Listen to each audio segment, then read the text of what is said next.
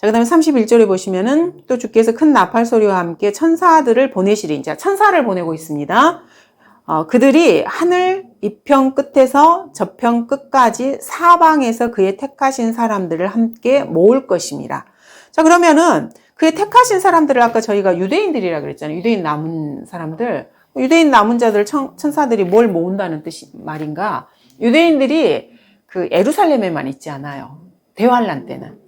이스라엘에만 있는 게 아니거든요. 왜냐하면 왕국 복음을 전 세계로 전파해야지 그런 후에야 끝이 오리라고 저희가 14절에서 봤잖아요. 실제로 이렇게 전파를 하기 위해서 전 세계로 이렇게 가는 거예요. 전 세계에 이 사람들이 흩어지는 거예요. 환란 성도들, 뭐 이방인들은 어쩌는지 모르겠어요. 근데 어쨌든 간에 전 세계로 이 왕국 복음을 전파하기 위해서 흩어지는 것입니다. 그러면 주님이 재림을 하셨잖아요. 그럼 재림하셨으면 다 그리 모여야 될 거 아니에요. 근데 어떻게 한 발에 오겠어요? 그래서 천사들을 풀어서 이렇게 다 데려오는 거예요.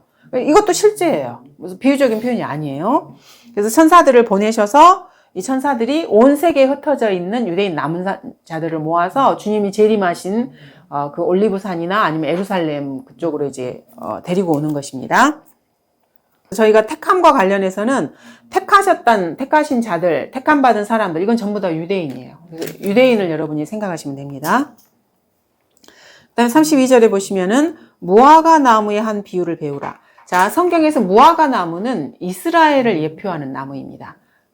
아담이 처음에 이제 범죄하고 나서 부끄러움을 느꼈을 때 무화과 나무로 그 잎을 엮어서 치마를 만들어서 이렇게 두르잖아요. 그래서 무화과 나무는 하나님의 의하고는 반대되는 인간의 의를 대표할 때도 무화과 나무를 쓰고요. 그리고 이스라엘이 하나님의 의를 신뢰하지 않고 자신의 의를 이렇게 드러냈잖아요. 그래서 이게 인간의 의도 예표하지만은 이스라엘을 예표할 때도 무화과 나무는 이제 이스라엘로 보고 있습니다.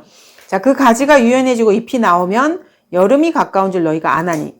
그래서 무화과 나무에 잎이 나오고 유연해지면 여름이 온다? 이 말은 무슨 말이냐면 이제 이스라엘이 국가로 모이는 거예요.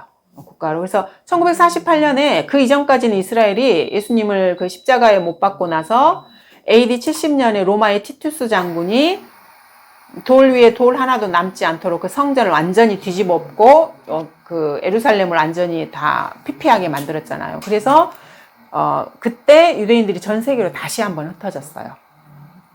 옛날에 그 이스라엘과 유다가 망했을 때 느부갓네살이나 아시리아에 망했을 때 바벨론으로 끌려가고 70년 포로기 하고 그랬던 것처럼 전 세계로 흩어졌던 것처럼 이때도 전 세계로 이제 왜냐면 나라를 잃어버렸기 때문에요. 그리고 1948년 나라가 다시 수립되기 전까지는 나라가 없었어요, 유대인들이. 그래서 여기 무화과 나무의 한 비유를 배우라라고 했을 때 이게 이스라엘 나라의 성립을 보고 있습니다. 그래서 클라렌스 라킨 목사님 같은 경우에는 1900년도 초반 분이시잖아요. 그때는 이스라엘이 나라로 이렇게 세워지질 않았어요.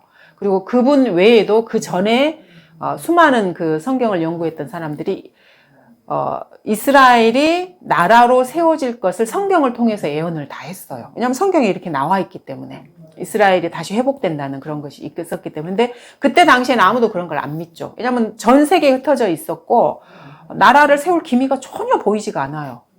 근데 성경을 연구한 사람들은 성경을 통해서 그거를 이렇게 예언을 하는 거예요. 왜냐하면 주님이 그렇게 말씀하셨기 때문에. 근데 지금은 이제 이스라엘이 나라가 됐잖아요. 그래서 이 말을 하면은 뭐 그런가 보다 사람들이 다 그래요. 더 이상 반박은 할 수는 없으니까. 하지만 성경을 연구했던 분들은 이스라엘이 나라로 세워지기 훨씬 이전부터 이런 것을 가르쳤고 그리고 예언을 했다는 것입니다. 이와 같이 너희도 이 모든 것을 보면 그 일이 가까이 곧 문들 앞에 이른 줄 알라. 그래서 이스라엘이 재림의 예표가 되는 거예요. 대환란의 예표가 되고 이스라엘의 상황이 어떻게 되는가. 그래서 그리스도인들은 항상 이스라엘의 상황을 예의주시하는 거예요. 주님이 오심과 이게 연관이 되어 있기 때문에 그렇습니다. 진실로 내가 너희에게 말하노니 이 세대가 지나가기 전에 이 모든 일들이 이루어지리라라고 말하고 있습니다. 그래서 이제 이 세대라는 말이 예수님의 나이를 해서 한 세대를 33년으로 보기도 하고요. 마태복음에서 한 세대를 말할 때 그 42세대를 이렇게 한 세대로 해서 이렇게 계산하는 게 또 하나 나오고요. 그 다음에 시편에서 사람의 연수에 대해서 70을 말했을 때 70을 또 한 세대로 보기도 하고요. 그 다음에 창세기에서 말한 걸로 해서 100년을 보기도 하고. 그래서 정확하게 한 세대가 어느 세대인지는 알 수는 없지만은 그렇게 이제 보는 관점들이 있습니다. 그거에 따라서 뭐 날짜 계산을 하기도 하고 하더라고요. 이렇게 해서 이제 날짜 계산을 하면은 거의 뭐 1948년인가 그 계산을 이렇게 쭉쭉 했을 때 뭐 33년으로 하면은 이미 지났어요. 그 기간이 지나기도 하고 뭐 40년을 지나기도 하고 그래서 쭉 하면 48년인가 나오기도 하고 그래요. 근데 이제 그거는 저희가 쓰고 있는 그 달력이 정확하다면이라는 그 하나가 붙어요. 왜냐면 옛날에 로마 황제들은 이 시기를 막 바꿔버렸거든요. 막 자기 멋대로 막 바꿔요. 황제들이 참 권세가 대단해가지고. 그리고 적그리스도가 왔을 때도 그거를 바꿔요. 때를 바꿔버린다는 표현이 있거든요, 성경에. 이걸 자기 멋대로 이렇게 바꿔버리면서 그게 맞다면 그렇습니다. 저희가 쓰는 달력이 맞다면은. 자, 이렇게 해서 이제 하늘과 땅은 없어져도 내 말들은 결코 없어지지 아니하리라고 주님께서 주님의 말씀이 확고함을 이렇게 보여주고 계십니다. 자, 근데 이제 주님께서 재림하시는 날짜는 저희가 알아요. 연도는 모르는데 주님이 초림하셨을 때 9월 달에 초림하신 거 여러분 알고 계시죠? 그래서 9월과 10월 사이라고 하는데 보통 9월 23일에서 25일 경으로 봐요. 그때가 이제 장막절이었거든요. 그리고 초림 때도 그랬고요. 재림 때도 그때 오실 것으로 이제 생각을 하고 있습니다. 초림의 시기와 재림의 시기가 실제로는 일치합니다. 주님이 지상에 이렇게 오시는 이게 시기가. 그래서 주님이 언제 오시냐? 그러면은 9월 달에 오십니다. 그거는 맞습니다. 그리고 그러면 이제 세상을 이렇게 봤을 때 언제 오시냐 그러면 천사들을 보내서 전 세계에 대환란 때 말하는 것입니다. 대환란 때 주님이 오시는 시기를 했을 때 천사들을 보내서 전 세계에 흩어져 있는 유대인 남은 자들을 모으실 때 그러면 주님이 오시는 것입니다. 그리고 무화과 나무 이스라엘을 보시고 이제 그거를 보시면 되는 것입니다. 그래서 1948년 5월에 국가로 성립이 되었고요. 이걸 이제 무화과 나무의 가지가 연해지고 싹이 나는 것으로 저희가 보고 있습니다. 자, 그 다음에 이제 36절에 이제 그 날과 시기에 대해서 말씀하십니다. 그러나 그 날과 시간에 관해서는 아무도 모르나니 심지어는 하늘의 천사들도 모르고 오직 나의 아버지만 아시느니라. 왜냐하면 시기가 단축될 수 있기 때문에 그래요. 딱 고정되어서 이날이다 이렇게 했는데 나중에 그 택함 받은 사람들을 위해서 주님이 시간을 단축한다고 말씀하셨잖아요. 그래서 아버지만 아신다고 표현을 하고 있습니다. 그러나 노아의 날들과 같이 인자에 오는 것도 그러하리라. 홍수 전의 날들에 그들이 먹고 마시며 장가가고 시집가고 하기를 노아가 방주로 들어가던 날까지 하다가 홍수가 나서 그들을 모두 다 쓸어버릴 때까지 그들이 알지 못하였던 것 같이 인자에 오는 것도 그러하리라. 지금도 그렇고요. 대환란 때도 그렇습니다. 다 마찬가지입니다. 그 다음에 40절에는 이제 환란 후 휴거를 지금 말씀하고 계십니다. 40절하고 41절에서 그때 두 사람이 밭에 있는데 한 사람은 데려가게 되고 한 사람은 남게 되리라. 두 여인이 맷돌을 갈고 있다가 한 사람은 데려가게 되고 한 사람은 남게 되리라. 자, 요것 때문에 사람들이 그리스도인들이 환란을 통과한다는 이야기를 자꾸 하는 거예요. 근데 요거는 교회의 휴거가 아니고 대환란 성도들, 환란 성도의 휴거입니다. 환란이 거의 끝나갈 무렵에 성도들이 휴거되는 것을 말합니다. 그래서 이 마태복음 24장에 있는 전체는 이미 교회가 휴거되고 나서 지상에서 일어나고 있는 일이에요. 그래서 휴거가 한 번이 아니라는 것입니다. 그리스도인들이 이미 휴거가 된 다음에 이제 지상에서 7년 대환란을 겪다가 40절하고 41절은 환란 성도의 휴거를 말합니다. 요한계시록에도 보면 모세하고 엘리야가 이렇게 와가지고요. 지상에서 이렇게 표적과 이적들을 행하다가 목베임을 당해서 죽잖아요. 그리고 그 사람들이 죽었던 몸이 머리와 몸이 다시 이렇게 붙어가지고 살아나서 하늘로 들려 올라가잖아요. 이게 휴거예요, 사실은. 그때 이제 같이 환란 성도들도 같이 이루어지는 것입니다. 그래서 요거는 교회의 휴거가 아니고 우리 그리스도인들이 아니라는 것입니다. 그래서 이런 거를 이제 오해를 하고 말씀을 나누질 못하니까 대환란이라는 거 내가 인정해. 마태복음 24장이 근데 여기 이렇게 휴거가 있잖아. 이렇게 하면서 그러니까 휴거를 대환란을 성도들이 통과하다가 이렇게 휴거가 되는 거야. 이렇게 보는 거예요. 그러니까 여기에 왜 사람들이 그렇게 생각을 하는지 여러분 요거를 보시면 아십니다. 그다음에 이제 42절 보시면은 그러므로 깨어 있으라. 어떤 시간에 너희 주께서 오실는지 너희가 알지 못하기 때문이라. 자, 물론 우리가 이거를 영적으로 저희한테 적용이 가능해요. 그래서 이제 저희가 휴거되는 그 날까지 깨어서 그리스도인의 삶을 사는 것을 적용을 시킬 수 있지만은 교리적으로는 환난 성도한테 말하는 거예요. 왜냐하면 환난 성도는 깨어있지 않으면은 자신의 구원을 잃어버리거든요. 교리적으로는 그렇습니다. 자, 그러나 이것을 알라. 만일 그 집주인이 도둑이 어느 시간에 올 것인지 알았더라면 그가 깨어 있어 자기 집을 뚫는 것을 허락하지 아니하였으리라. 그러므로 너희도 준비하고 있으라. 너희가 생각하지 않은 시간에 인자가 올 것이기 때문이라. 인자라는 표현이 여기도 지금 쓰이고 있습니다. 심판주로서의 주님을 지금 말하고 있는 것입니다. 자, 그리고 이제 45절부터는 대환란 때 구원을 자세히 보시면은 51절 그 마지막에 보시면은 거기서 울며 이를 갈고 있으리라. 구원을 잃어버려요. 그래서 지옥에서 사람들이 울며 이를 갈잖아요. 그 표현이 지금 나오고 있는 거예요. 그래서 행위구원이 나와요, 이게. 그래서 요거를 교회 시대에다 적용을 하면은 우리도 이제 내가 구원 받았는지 안 받았는지 이제 모르게 되는 거고 불안한 거예요. 뭘 못하면 내가 행위를 잃어버릴 것 같고. 근데 이거 정확하게 이거는 대환란 교리입니다. 이 24장 자체가 대환란이고요. 자, 그러면 그의 주인이 자기 집을 다스릴 자로 세워 정한 시기에 그들에게 양식을 나눠주게 할 신실하고 현명한 종이 누구겠느냐. 여기서 표현이 지금 종입니다. 종. 이 종이라는 표현을 통해서도 저희가 이게 그리스도인이 아니라는 걸 알 수 있습니다. 대환란 때 이스라엘은 종으로서 하나님을 섬기는 거예요. 우리 그리스도인들은 그러면은 무엇으로서 하나님을 섬기는 것입니까?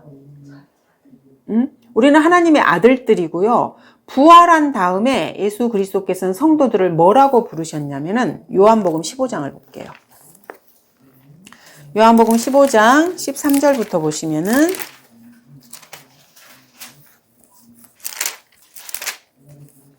우리를 뭐라고 불러주셨습니까? 주님께서. 네. 13절부터 보시면은 사람이 친구들을 위하여 자기 생명을 내어놓는 것보다 더 위대한 사랑은 없나니 내가 명령한 대로 너희가 행하면 너희는 나의 친구들이라. 이제부터는 너희를 종들이라 부르지 아니하리라. 더 이상 주님이 부활하신 다음부터는 예수님을 믿는 사람을 종이라고 부르지 않는다고 말씀하셨어요. 이는 종은 자기 주인이 하는 일을 알지 못하기 때문이라. 내가 너희를 친구들이라고 불렀으니 이는 내가 내 아버지께로부터 들은 모든 것들을 너희에게 알게 하였기 때문이라. 자, 요한복음은 요한이 썼잖아요. 요한은 12제자 중에서 예수님께서 가장 사랑하셨던 제자고요. 그래서 우리 교회의 예표가 되는 사람이에요. 요한복음의 주님께서 지금 이렇게 말씀을 하시는 거예요. 그래서 예수님께서 부활하시고 난 다음에 예수님을 믿는 사람들은 더 이상 종들이라고 부르진 않습니다. 근데 이제 우리가 마음의 자세는 종으로서의 자세를 갖추고 아주 낮아진 상태에서 주님을 섬기는 건 맞지만 주님은 우리를 종이라고 부르지 않으시는 거예요. 그래서 친구들이라고 불러주시고 하나님께서 하시는 일을 우리한테 보여주셔요. 그래서 성경을 열심히 공부하시고 하나님과 교제가 올바로 된 분들에게는 주님께서 자신이 무슨 일을 하실 것인가를 다 보여주셔요. 절대로 비밀로 붙이거나 그렇게 하지 않으십니다. 그래서 그리스도인들에게는 예언의 영이 있다고 우리가 말을 하잖아요. 성령님이 예언의 영이시고 그래서 다 보여주셔요. 미래를 다 보여주시고 대환란이며 천년왕국이며 영원까지 싹 다 보여줘서 절대 이거를 비밀로 하지 않습니다. 그리고 왜냐하면 주님께서 사랑하신 사람들이기 때문에 그러는 것입니다. 특히 교회는 주님이 주님의 뼈와 살과 그 지체잖아요. 우주 만물 중에서 주님께서 가장 사랑하시는 존재가 하나님의 몸된 교회인 여러분들인 것입니다. 그래서 여러분 마음 상태만 올바르시면 이걸 다 보여주셔요. 그리스도인들의 그 구원은 그 누구도 두 번 다시 빼앗아갈 수가 없습니다. 로마서 8장을 보시면은 그래서 성경을 나눠서 보면은 그렇게 어렵지 않아요, 성경이. 그래서 성경 공부가 재미가 있는 거예요. 막 머리 막 싸매면서 이해 안 되는 거 막 억지로 막 하고 막 이렇게 그런 거면 어떻게 성경을 공부하겠어요?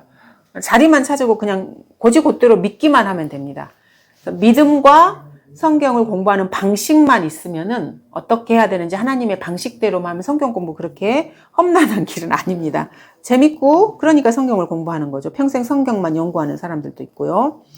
8장 29절부터 이제 39절까지가 그리스도인의 영원한 구원의 보장과 관련된 것인데, 후반부에 35절부터 이렇게 쭉 보시면은, 자, 그 앞에도, 이제 그리스도인의 정체성에 대해서 이제 말씀하시고, 성령님을 주셨다는 것, 그리고 우리의 중보자라는 것, 그리고 그리스도인에게는 모든 것이 합력하여 선을 이룬다는 것, 그리고 우리 그리스도인들을 자기 아들이신 예수 그리스도의 형상과 일치해 주실 거라는 것, 이런 거를 이렇게 쭉 이렇게 말씀을 해 주시면서 그 아들과 함께 모든 것을 우리한테 값없이 주시지 않겠느냐라고 반문을 하십니다. 그리스도인들에게 주시겠다고 이렇게 말씀을 하십니다. 자, 그러면서 35절부터 보시면 누가 우리를 그리스도의 사랑에서 떼어놓을 수 있으리요? 환난이나 공경이나 박해나 기근이나 헐벗음이나 위험이나 칼이랴 이렇게 말씀하십니다.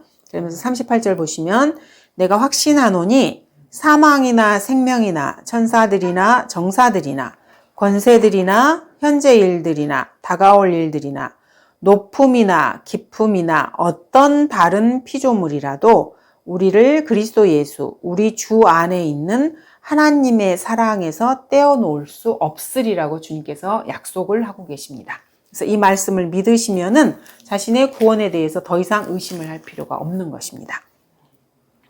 우리 자신은 예수 그리스도의 몸의 뼈와 살과 그 지체이기 때문에 그리스도인이 구원을 잃어버린다는 말은요. 예수님의 몸이 잘려져서 지옥으로 던져진다는 말이에요. 즉 예수님이 지옥에 간다는 말이에요. 예수님은 이미 십자가에서 죄를 제거하시기 위해서 그 죄를 지옥으로 가지고 가셔서 거기다 던져버리셨어요. 두 번 다시 거기 가실 필요가 없어요. 목적이 있으셔서 가신 거고요.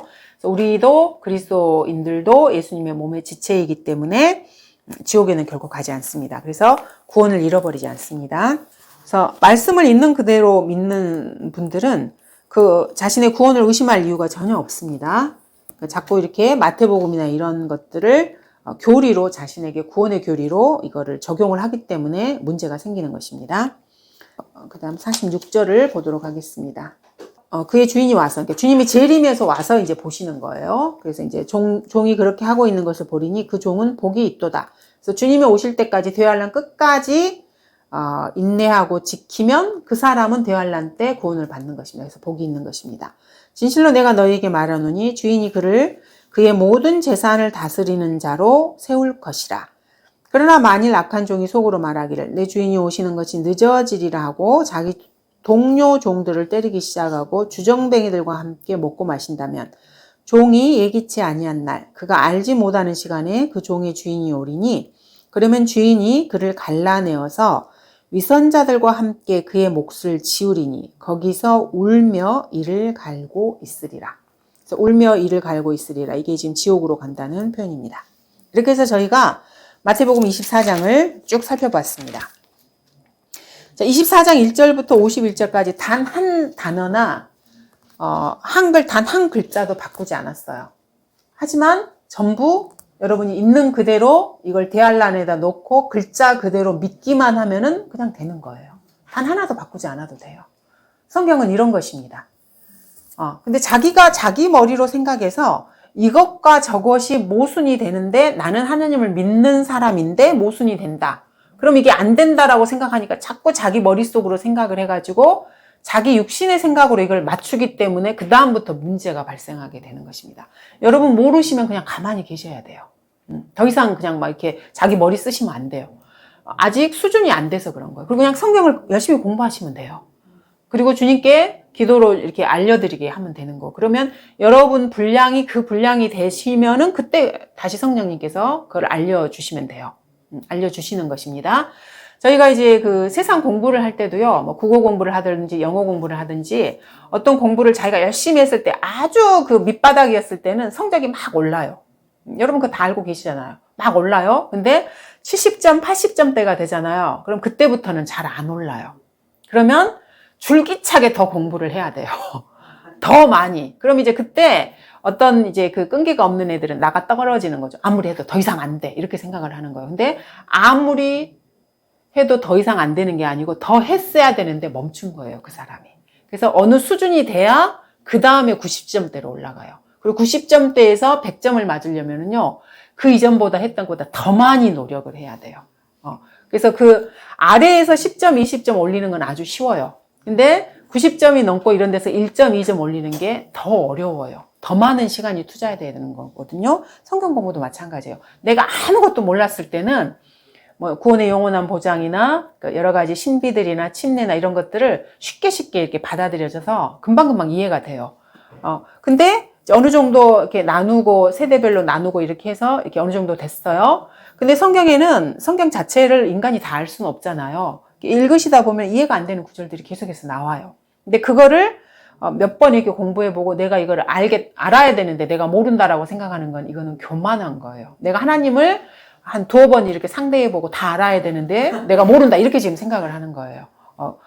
그거는 아닙니다. 그래서 더 많이 공부를 하셔야 되는 거예요.